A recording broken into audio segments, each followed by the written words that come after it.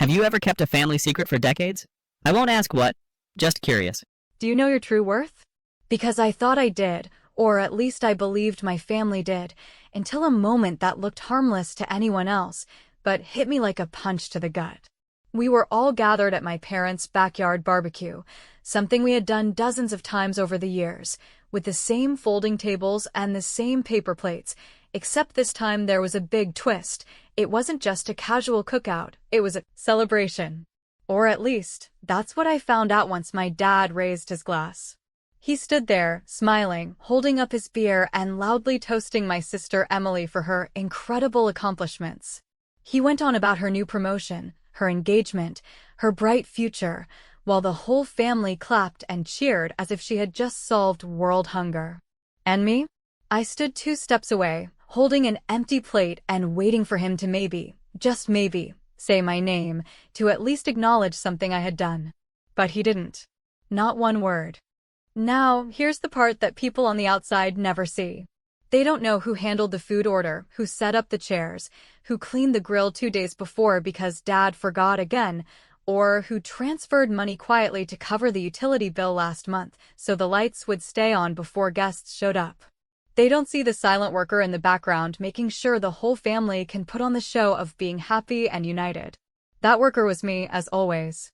And the moment the toast ended, instead of basking in the glow of shared celebration, I was the one collecting plates, scraping leftovers, and making sure Mom didn't burn herself trying to wrap up hot trays. I kept telling myself not to let it get to me, not to make a scene, because that's the line I've been fed my whole life. Don't ruin the moment. So I smiled, I nodded, I did the dishes, and I shut my mouth. But the silence inside me was deafening, because while they were laughing and taking pictures with Emily, I was stacking greasy plates and wondering how long I was supposed to keep swallowing this. By the time the last guest left and I was the only one in the kitchen rinsing cups, I knew something had shifted. It wasn't anger in the usual way. It wasn't a tantrum boiling up or some sudden need to scream. It was more like a cold certainty that the way things had been would not continue. Because in that moment, I realized something that shook me. The reason they never acknowledge me isn't because they don't see what I do. It's because they rely on me not to stop. They count on me to keep paying, fixing, arranging, and never asking for credit. And that realization was both devastating and liberating. When I drove home that night, I didn't cry, I didn't vent, I didn't even call a friend. I sat down at my laptop, opened up the spreadsheet I've been keeping quietly for years, the one with all the family expenses I had covered, and I looked at the numbers like they belonged to someone else. Utilities. Insurance premiums. Doctor copays. Even that time I bailed Emily out on her credit card debt because Mom begged me to keep it quiet. The total was so high I had to check it twice. And then I did the thing none of them ever expected. I turned off every autopay account linked to my card. The lights, the phone, the insurance, all of it. And here's where it gets interesting. Instead of just pulling the plug and letting them panic, I scheduled an email. A calm, polite, utterly professional message with the subject line, Household Costs Update. Inside, I wrote, "From this point forward, each expense belongs to the person who incurred it." I've attached an itemized record for clarity. And I attached the spreadsheet, line by line, so there could be no confusion. No drama, no insult, just truth. Hours later, while I was brushing my teeth and trying to calm down, my phone buzzed. It was Emily. A single message, "Mom's been crying for hours. What did you do?" I looked at it, and for the first time in my life, I didn't feel guilty. I didn't rush to fix anything or apologize. I just typed back, "I stopped pretending I live here." And I put my phone down. That was the first domino. And believe me, the sound of it falling was louder than any toast they'd ever given. By the time the sun had cleared whatever cloud cover hung over the neighborhood and the coffee machine finally stopped sputtering like it wanted to argue with me, the calls had already started. Because in my family nothing spreads faster than a rumor that someone broke the unspoken rule of silence, and Dad, who has always preferred simple slogans over actual conversations, opened with the greatest hit of them all, saying in that steady voice he uses when he wants to sound reasonable that this is family, not business, and I should not make our private matters look transactional, as if paying their utility bills through my card for years was some kind of charming tradition rather than a line item that hit on the same day every month. And as he talked, I could hear Mom in the background sniffling like I had kicked a puppy, which would have been almost funny if it didn't also make my stomach clench the way it always does when guilt is handed to me like a chore list. I told him that I understood he wanted harmony and that I also wanted harmony, but that harmony based on one person doing the work and everyone else calling it love is not harmony. It is a managed illusion that only works if the person doing the work keeps her mouth shut, and I said it slowly because I did not want to be cruel, only clear, and when he tried to steer me back into the warm fog of "we are family," I said that families who love each other can still read a receipt, and since he wanted less business, I had made things less business by removing my bank from their monthly lives, which means I am no longer your vendor. Dad, I am your daughter, and if you want me at your table, talk to me like a daughter and not a service provider who bills in silence. He grumbled something about my tone and how Mom did not sleep and how the email with the spreadsheet felt like a slap, and I said that what hurts is not a spreadsheet but the discovery that the person you thought would never stop has decided to stop. And I stayed on the line long enough to make sure no one was actually in crisis. Then I ended the call before it could sink back into the usual cycle of guilt, apology, and reset, because I have learned that you cannot create a new boundary while still standing inside the old one. I took a breath, opened the family group chat that has always served as Emily's personal press room, scrolled past the photo dump of last night's celebration with captions that thanked everyone without naming anyone, and I started typing a message that I knew would land like a pebble in a glass house, not because it was aggressive, but because it was exact, and exact has a way of making people feel naked. I wrote that I was happy Emily felt celebrated and that it mattered to me that Mom and Dad could host with ease, and to keep things simple going forward, I had covered the rentals, the overflow food, and the cleanup crew out of habit, and since I do not want any one person carrying the whole thing, I am attaching a simple split so costs are shared fairly, no fuss, no drama, and in the attachment there were 3 equal shares with a clear due date and the vendor receipts right beneath, color-coded in the same soft shades I use at work, so no one could claim confusion. Before I hit send, I deleted the first line where I had almost said that I have carried more than my share for years, because I did not want to turn the note into a speech about history. I wanted it to do one thing, which was to bring the invisible into daylight without an argument, and then I pressed send and watched the tiny indicators blink as people read and fell silent, which told me everything about who benefits from silence and who does not.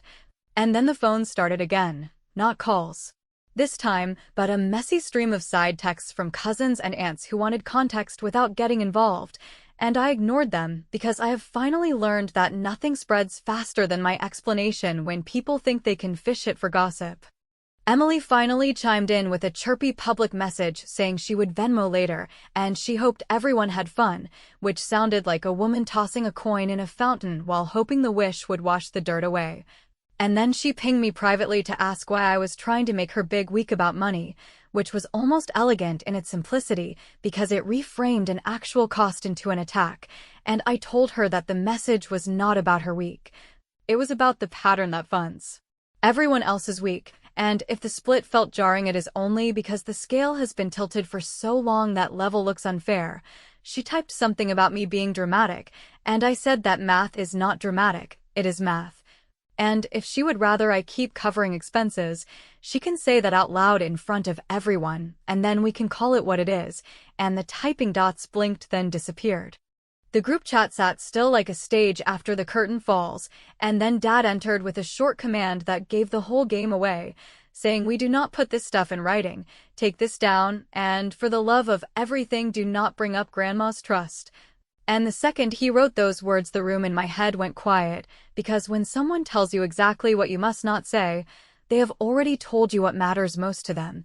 I felt a calm settle over me that did not feel like revenge so much as the steadiness of a person finally walking in her own shoes, and I replied that I would not be taking anything down because clarity is not an attack, and as for Grandma's trust, it is interesting you mentioned it, Dad.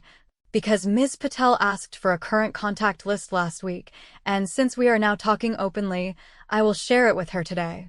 When Dad typed that I should not bring up Grandma's trust, the floor under this whole performance finally showed its cracks, because if there is one thing I have learned from years of fixing problems that other people created is that the person who yells, "Do not look there," is guarding the only door that actually matters. So I closed the chat, opened the file drawer that I keep under my desk like a fire extinguisher, and pulled out the folder labeled Grandma Support and Estate, a folder I had built over those last long months when I was the one shuttling between Mom's anxiety, Grandma's pills, and the deductible statements that never arrive when you need them, and inside that folder I found what I knew would be there, because I had put it there myself. Caregiving logs that I wrote after each appointment, the little spiral notebook where I recorded mileage for tax purposes because the social worker had told me to, the letter from the bank about the small trust that Grandma established after Grandpa passed with a line that said any distribution should be split evenly unless a child had provided primary support to the beneficiary or to the trust holders,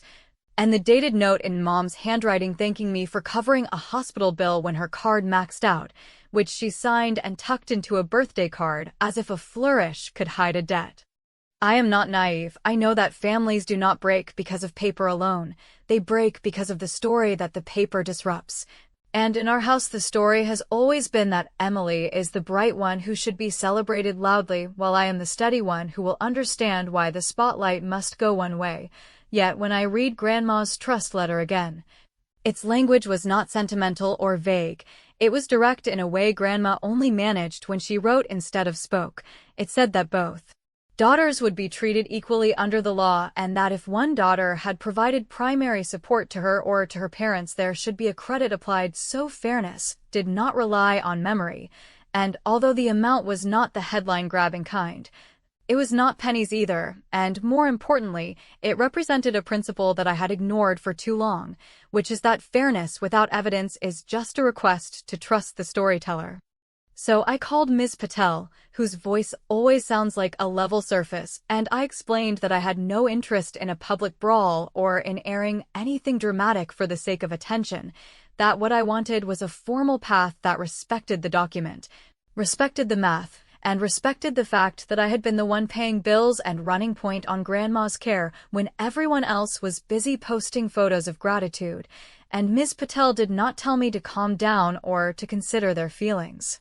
First, she asked for the documents, she asked for the dates, she asked for proof of payments, and when I emailed the scans along with the spreadsheet from last night showing the barbecue costs, she replied with a short note that said this is clear and we will proceed according to the letter, which is exactly the sentence I had needed to hear for years from anyone in this family. Within an hour, she had prepared a notice of intent to administer the trust by the written terms, a professional, unexcitable document that does not raise its voice because it does not need to. And it included a schedule of proposed distribution that gave an even split while applying a modest caregiving credit based on my logs and receipts. And, because she is thorough, she also attached a copy of Mom's handwritten note acknowledging the hospital bill as a personal debt, not because we were going to sue my parents for it, but because the existence of acknowledgement matters when people start telling themselves that help was a gift you gave with a smile rather than a hole you patched to keep the roof from caving in. And after I authorized her to send it to all parties, I sat back in my chair and felt something I had not felt in a long time, which was the clean air that shows up when a door you have been holding closed finally swings on its hinge by itself. Predictably, the phones lit up again, because what money wants more than anything is silence, and Emily called me with that chirping urgency that she uses when she wants something to go away without learning anything from it. And she accused me of blowing up her life over what she called pennies, over a technicality, over a piece of paper that Grandma never meant to hurt us, and I let her finish, because interruptions only feed the story that I am aggressive. Then I said that if it is truly pennies, she can settle them immediately and stop resisting the distribution that recognizes the support that kept our parents and Grandma afloat, and I added that the paper we are using is not a weapon.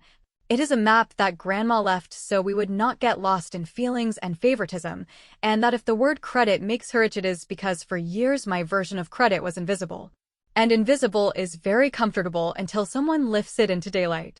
She tried to pivot to character, saying I must be jealous and bitter, and that I could have come to her privately instead of bringing in an attorney, and I told her that I had come privately many times in many forms. From covering a missed payment on her card during the year she was finding herself, to quietly dropping off groceries the month Dad's hours were cut, to keeping my head down at every party while people praised the beautiful centerpieces that I had bought and arranged. And none of those private gestures changed the dynamic because private favors evaporate the second the plates are cleared, whereas paper stays, and this time I am choosing something that stays. By the time we hung up, she had cycled through anger, bargaining, nostalgia, and back to anger, and I could hear Jason in the background asking a question that sounded a lot like, when did your parents say they would replace the money from that medical fund they used? Which told me he was putting pieces together in a way that might end up helping more than any speech I could give, and after the call I forwarded Ms. Patel the updated contact list and the scans of a few additional receipts that I found tucked inside a folder labeled miscellaneous, a word that families like mine use when they want work to disappear, and as I pressed send a calmer thought rose to the surface, which was not triumph or cruelty but relief, because this did not feel like setting a trap. It felt like stepping out of one. Then, because I have trained myself to expect that a calm day can still throw a punch after dinner, I put my phone on the counter while I made a late sandwich, and sure enough it buzzed with a text from Emily that was meant to sound amused, but came off brittle. Saying again that I was making a scene over pennies and that I should stop before I embarrass myself, and I stood there for a long moment not because I didn't know what to say but because I wanted to choose a sentence that would hold. And when I finally typed, I kept it simple and I kept it true. If they are pennies, you will not mind paying them. The moment the legal papers left Ms. Patel's office and landed in the inboxes of my parents and my sister, the family story began to mutate in ways that I had always feared it would, not because the truth itself was unclear, but because the people who had benefited from the silence now realized that silence was no longer available to them, so they did what most people do when cornered. They tried to rewrite the narrative before anyone outside could hear the real version. Mom, who has always been the master of soft explanations and half-truths disguised as sympathy, began telling her prayer group that I had grown cold, that my career had hardened me, that I was acting like an outsider who only cared about money. And she even hinted that I had embarrassed the family in front of strangers, which was ironic considering the only strangers involved were professionals required by law to make sure documents were handled correctly. The irony did not matter though, because her goal was never accuracy. Her goal was to keep her friends seeing her as the victim of a daughter who should have been more loving and less calculating. At the same time, Emily worked her usual channels on social media, painting pictures of joy and success, posting about her engagement, thanking the universe for supportive parents, and adding little captions about how family means never keeping score, which to anyone scrolling by looked like an innocent platitude, but to me landed like a dart because I knew she was mocking the exact thing I had done, which was finally keeping score in a visible way. The comments rolled in from her friends saying how lucky she was to have such supportive parents and how wonderful her life looked, while my name did not appear anywhere in the tags or the captions, as if I had been erased from my own family's photographs, which of course was the point. Erasure is easier to sell than confrontation, because erasure allows the storyteller to keep smiling while quietly cutting out the parts that make the picture inconvenient. Now, I could have screamed back, I could have plastered my own posts across the same feeds, I could have written a scathing rebuttal that detailed every bill I had paid and every late-night drive I had made for Grandma, but if I had done that, I would have played right into their framing of me as the bitter one obsessed with numbers, so instead I chose something quieter but sharper, the kind of move that cannot be brushed off as drama because it is rooted in gratitude and politeness, which makes it much harder to attack.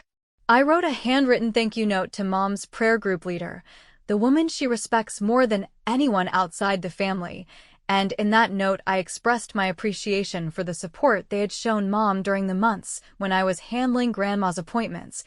medical billing, and household management, and then I added a line that said, going forward, to make sure Mom is never out of pocket, reimbursements will be processed directly through the attorney, so no detail gets missed.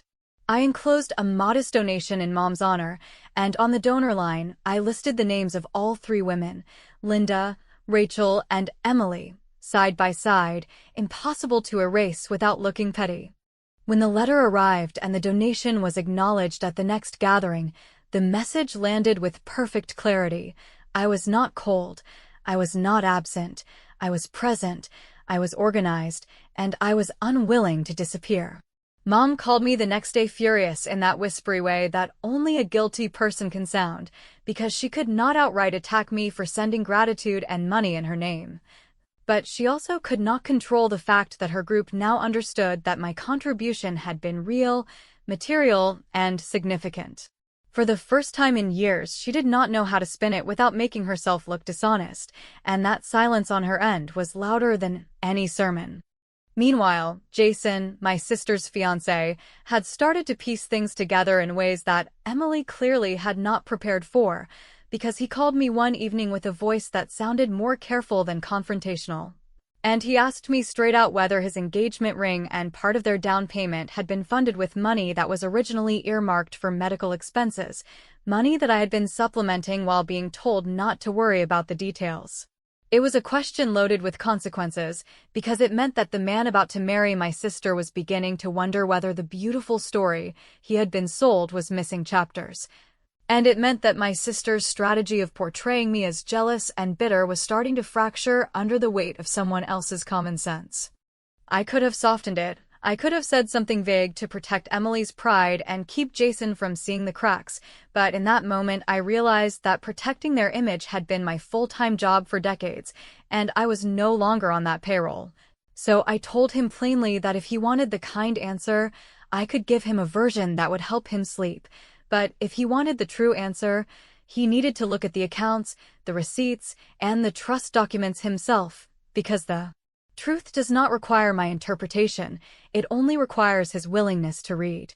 The line hung there between us, and I could hear him exhale in a way that told me he already knew which version he wanted, even if he had not admitted it yet. And that is when it struck me that the most powerful revenge I could ever deliver was not some dramatic explosion or public confrontation, but the simple act of pulling the curtain back just enough that other people had to see what was behind it. Because once they saw, they could never unsee, and once they asked the questions, I no longer had to be the one screaming the answers. The truth had its own momentum now, and no amount of carefully crafted posts or whispered excuses could put it back in the box. The story was no longer theirs alone to tell. It was mine too. By the time Ms. Patel scheduled the sit-down meeting in her office, I had already rehearsed every possible scenario in my head, not because I wanted to win some courtroom-style showdown, but because I knew exactly how my family operated when cornered. And I wanted to walk in with a plan that left no room for deflection, guilt, or sentimental speeches about loyalty that always seem to show up whenever money or accountability are mentioned. The office itself was neutral, beige walls, tidy shelves, no family photographs or cozy distractions, which was perfect because it meant that every word spoken in that room would have to stand on its own, and as we sat down across from one another, Mom nervously clutching her purse like it could shield her, Dad leaning back with arms crossed, Emily tapping her phone until Jason nudged her, I felt an almost eerie calm. The kind of calm that only comes when you have finally decided that no matter what happens next, you will not back down. Dad started first, using the same steady tone he had used on the phone after the barbecue, insisting that before we could even look at papers there needed to be an apology, because family matters should never have been dragged into the system, as he called it, and that I had disrespected him and Mom by turning private conversations into official documents. He wanted me to fold before we even got to the point, to acknowledge his authority as if the years of unspoken financial dependence and manipulation gave him the right to set the terms of the meeting. Mom chimed in, her voice wavering, saying she was scared about how it looks to outsiders, worried that people in church or the neighborhood would find out there had been disagreements over money. As though appearances were worth more than the fairness of the distribution itself. Emily, unsurprisingly, wanted the lake lot immediately, pressing the issue like she always has, convinced that urgency on her end should translate into urgency for everyone else, and Jason sat silently but with a tension in his jaw that told me he was no longer quite the audience she thought he was. I listened to all of it without interrupting, letting the wave of accusations and demands wash over me until it started to sound repetitive, and then I set the binder on the table. The binder I had prepared with the same meticulous care I use at work when I am presenting to executives who will search for any inconsistency to avoid responsibility. Inside were caregiving logs, receipts, copies of utility bills with my card number blacked out, Grandma's trust letter, the signed note from Mom acknowledging the hospital bill, and even the refinance papers that Dad had once begged me to co-sign when times were tight, papers he probably assumed I had long forgotten, but which I had stored in the same folder because I knew that someday, when gratitude had been replaced by denial, I would need them. I did not raise my voice. I did not accuse anyone. I simply laid the binder open and explained that the distribution would proceed according to the trust, that Ms. Patel had already prepared the necessary filings, and that the caregiving credit was modest but fair, reflecting not only the financial support I had provided, but also the countless hours of time that everyone else preferred not to remember. And then, before they could argue further, I pulled out one final document, the car title. Years ago, I had bought a used car for my parents when theirs failed inspection, telling them it was easier for me to handle it than to let them take on another loan, and though they drove it as if it had always been theirs, the title had always remained in my name. I signed it over on the spot, slid it across the table, and said they could keep it free and clear on one condition. Mom would speak, in front of all of us, the acknowledgement she had been avoiding for years, that I had carried more than my share, and that moving forward there would be no secret transfers, no hidden deals, no pretending one daughter was responsible for everything while the other was celebrated for nothing. For a long moment no one spoke, and I thought perhaps she would refuse, perhaps she would choose silence over honesty, but then, maybe because Jason was watching, maybe because the papers in the binder made it impossible to deny, she finally said the words, halting at first, but then firmer, that I had taken on more than they had admitted, that I had kept things afloat when they had failed to manage, and that it was time to stop pretending otherwise. The room felt different immediately, not healed, not whole, but different, as if a dam had cracked and the water could finally move. Dad muttered something about keeping things quiet from now on, but he signed the documents. Emily scowled, but accepted that the even split was binding. And Jason kept looking at me with an expression that mixed respect with the discomfort of a man realizing that the family he was marrying into was far more complicated than he had been led to believe. That night, after the meeting, I filed the documents electronically and scheduled the county recording at midnight, watching the confirmation screen appear on my laptop with a finality that felt almost surreal. It did not feel like victory in the cinematic sense. There was no cheering, no applause, no sudden harmony restored.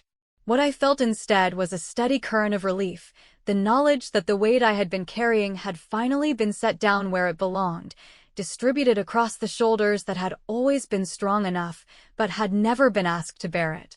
Before closing my laptop, I opened my messages one last time, half expecting another late-night text from Emily, and though nothing came through, I found myself smiling at the thought that perhaps silence was the only acknowledgement I would ever get from her. But it was enough, because the silence no longer required me to hold anything. And as I turned off the lights and finally allowed myself to rest, one sentence echoed in my mind, not as a question, but as an answer. I know my true worth now, and I will never again pay for a seat at a table where I am not allowed to sit.